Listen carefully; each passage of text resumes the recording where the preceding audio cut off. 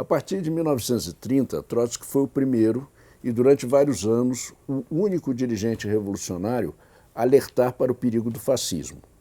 Ele lutou em vão durante 4 anos para despertar os dirigentes e militantes do Partido Comunista Alemão para a necessidade de constituir uma frente única operária para combater o fascismo.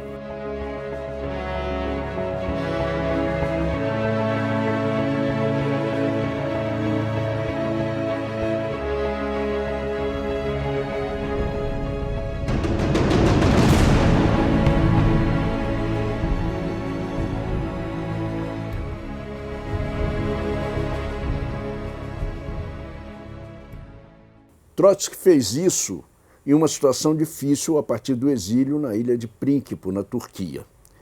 Falando já nos dias de hoje, com o crescimento de movimentos e partidos de ultradireita em vários países, alguns dos quais chegaram ao poder, como no Brasil, voltou a crescer também a preocupação e a polêmica sobre o que é o fascismo e como combatê-lo. Mas existem 2 grandes perigos. Um deles é, sem dúvida, subestimar o fascismo e não organizar a luta, principalmente da classe operária, para combatê-lo. O outro perigo é identificar qualquer partido ou organização de ultradireita com discurso fascistoide como se fossem fascistas. São coisas diferentes. Mas, afinal, como Trotsky explicou o fenômeno do fascismo? Para ele, o fascismo nasce em circunstâncias especiais.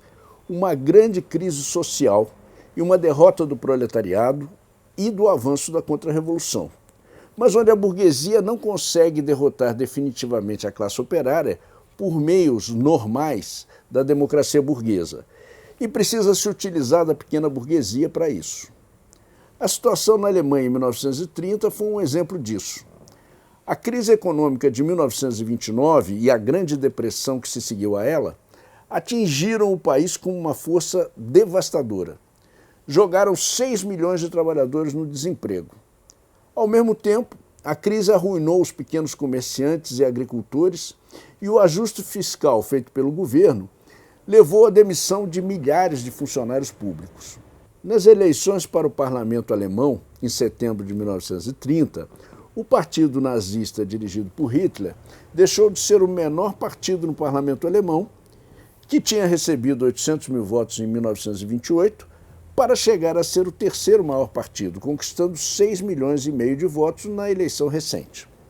A direção do Partido Comunista, que também tinha aumentado sua votação para 4 milhões e meio de votos, subestimou totalmente o crescimento do nazismo. Diziam que o dia da eleição tinha sido o clímax do partido nazista. Então, o que se seguiria agora só poderia ser o seu declínio. A realidade mostrou que essa avaliação era completamente falsa. Trotsky, ao contrário, dizia que o crescimento gigantesco do fascismo era resultado de uma profunda crise econômica e social que produzira a ruína e o consequente desespero da pequena burguesia. Para ele, o nazismo era o partido desse desespero contra-revolucionário do pequeno burguês enlouquecido. Ele dizia que nem todo pequeno burguês desesperado pode se converter em um Hitler, mas que em cada pequeno burguês desesperado existe uma partícula de Hitler. Trotsky explicava que essa característica diferenciava o fascismo de todos os outros partidos reacionários e inclusive dos partidos contra-revolucionários. Estes, em geral, se organizam desde o alto da pirâmide social para defender o domínio da classe dominante. O fascismo e sua variante nazista eram, ao contrário, movimentos populares de massa, vindos das profundezas da sociedade. Isso era assim porque a pequena burguesia, que em circunstâncias normais apoia os partidos burgueses reacionários, necessitava de uma expressão política desesperada. Por isso, diante de uma catástrofe nacional, como foi a crise alemã depois de 1929, onde os partidos burgueses e reformistas, incluindo o Partido Comunista, foram incapazes de resolver, isso tornou o partido nazista não mais um partido pequeno e excêntrico, mas sim um partido de massas que passou a atrair milhões de pessoas. O nazismo era, sem dúvida, uma organização contra-revolucionária de ultradireita e de massas, Mas, além disso, como toda organização fascista, proclamava abertamente que seu objetivo era destruir as organizações operárias, seus sindicatos, seus partidos e impedir a existência do proletariado como um movimento operário independente. Para isso, o nazismo, como todo fascismo, não podia se limitar a ser uma organização de ultradireita qualquer. Necessitava organizar um movimento paramilitar, fortemente armado, com dezenas ou centenas de milhares de homens. Essa é uma das principais características do fascismo. O Partido Nazista, em especial, organizou milícias paramilitares, formadas em geral por pequeno-burgueses arruinados, por ex-militares que haviam lutado na Primeira Guerra Mundial e, além disso, com milhares de desempregados e, inclusive, bandidos. Em 1931, essas milícias já contavam com 100 mil homens. Pouco depois, 2 anos antes de tomar o poder, as fileiras nazistas cresceram até conseguirem organizar 400 mil milicianos em armas. Diante da ameaça que significava o nazismo, Trotsky também chegou à conclusão que a vitória de Hitler determinaria inevitavelmente a guerra contra o Estado soviético e prepararia também o ataque do imperialismo alemão à Europa e inclusive ao mundo inteiro. Foi uma previsão notável, porque foi feita em 1931, 8 anos antes da Segunda Guerra Mundial e 10 anos antes da invasão da União Soviética pela Alemanha nazista. Mas Trotsky não apenas alertou sobre o perigo do nazismo na Alemanha.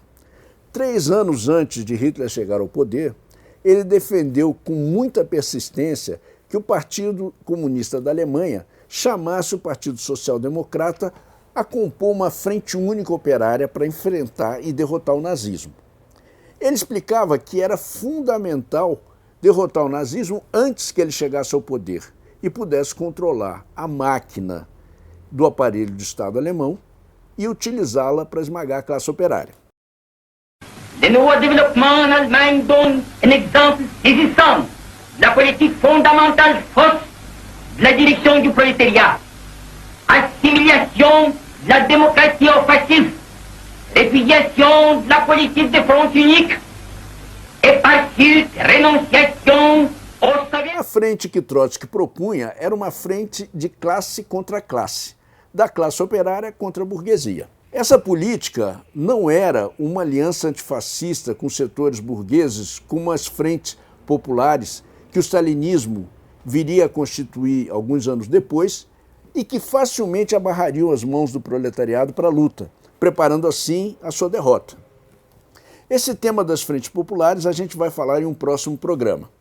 Para combater o fascismo, Trotsky propunha que essa frente única operária organizasse o proletariado para um enfrentamento armado, constituindo milícias operárias e destacamentos armados nas fábricas e nos bairros. Ele dizia que, diante da ameaça de um golpe fascista, até a guerra civil era um mal menor. Hoje, muitas décadas depois, é possível ver como um enfrentamento armado ao nazismo e até mesmo uma guerra civil poderia ter evitado a sua vitória, poderia ter evitado a Segunda Guerra Mundial, os campos de concentração e, inclusive, a política da solução final para os judeus e o Holocausto. No entanto, apesar da ameaça nazista, a direção stalinista da Terceira Internacional e o Partido Comunista Alemão desprezaram todos os alertas de Trotsky, assim como também desprezaram a possibilidade de uma política de frente única operária. A Internacional Comunista havia adotado no seu último congresso a linha do chamado terceiro período. Isso é, segundo essa definição, a situação mundial havia ingressado no período de ofensiva revolucionária em todo o mundo. Isso era uma interpretação mecânica da realidade internacional que levava a uma linha ultra-esquerdista em todos os países. Nesse momento, a Terceira Internacional dizia que a social-democracia era a outra cara do fascismo e chamavam essa organização de social-fascismo. Seguindo essa orientação, o Partido Comunista Alemão se recusou a compor uma frente única operária com a social-democracia. A falta de uma resistência efetiva por parte do movimento operário levou a que, em 1933, Hitler chegasse ao governo sem que o Partido Comunista e a classe operária dessem sequer um só tiro. Depois de chegar ao poder, Hitler utilizou o pretexto do incêndio do parlamento, chamado Reichstag, provocado inclusive pelos próprios nazistas, para acusar os comunistas. Ele deu um golpe e assim assumiu inteiramente o poder. O Partido Comunista Alemão e logo depois o Partido Social Democrata foram proscritos. Depois que Hitler chegou ao poder, os grandes capitais monopolistas alemães participaram do seu governo e assumiram totalmente o fascismo como instrumento para reconstruir o imperialismo alemão e garantir sua política expansionista. Los partidos de la lucha de clases deben convencerse de que haré todo lo posible para destruirlos. Con todas mis fuerzas y toda mi voluntad. Nunca abandonaré el deber de hacer desaparecer al marxismo y sus sicarios de Alemania. Y jamás aceptaré ningún acuerdo. Alguien debe vencer. Depois da vitória de Hitler, Trotsky concluiu que o movimento dos trabalhadores não tinha sofrido só uma derrota temporária ou realizado um recuo tático. O que aconteceu na Alemanha em 1933 foi uma derrota estratégica decisiva, segundo ele. Essa derrota tinha sido catastrófica para a classe operária, principalmente porque não houve qualquer tipo de reação, porque era fruto da paralisia que a direção burocrática do stalinismo tinha levado à classe operária. A conclusão final de Trotsky é que o stalinismo tinha sofrido um colapso parecido ao da Segunda Internacional, quando, no começo da Primeira Guerra Mundial, essa organização traiu a classe operária de toda a Europa, apoiando a burguesia dos seus respectivos países. Mas, apesar desse colapso, Trotsky foi cuidadoso. Não chamou imediatamente a constituição de uma nova internacional, mas apenas de um novo Partido Comunista na Alemanha, esperando que houvesse alguma reação de algum setor da Terceira Internacional. Mas a primeira reunião da direção da Internacional Comunista depois da vitória de Hitler mostrou o contrário.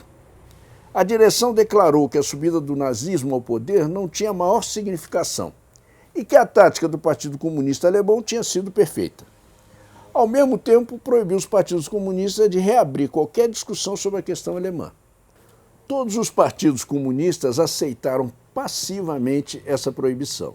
Trotsky não teve hesitação e disse então que uma organização que não foi despertada pelos trovões do fascismo estava morta e não podia ser reanimada. Essa caracterização se mostrou totalmente acertada.